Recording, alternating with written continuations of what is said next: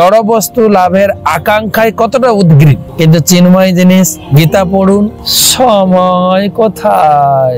কেউ কেউ বলে এই অভাগাকে ঠাকুর টানছে কই, কেউ বলে আমি গীতা আমি তো নিরক্ষর, পড়তে জানি না, কি করে গীতা পড়বো। কত অজুহাত, কত নিরুৎসাহিত প্রধান দেখা যায়। কিন্তু যখন জড়জাগতিক কোন প্রলোভন আসে, এক ভদ্র মহিলাকে গীতা দিচ্ছে বলে আপনি গীতাটা নিয়মিত পড়বেন, বলেন আমি লেখাপড়া জানি না তো গীতা পড়বো কি করে।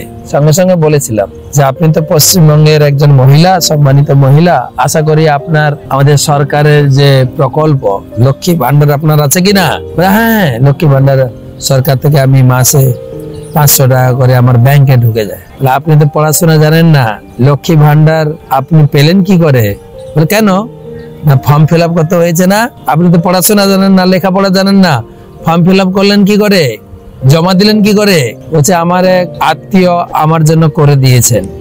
তাহলে জাগতিক বস্তু লাভের জন্য কত আগ্রহ, একে তাকে দিয়ে করিয়ে নি।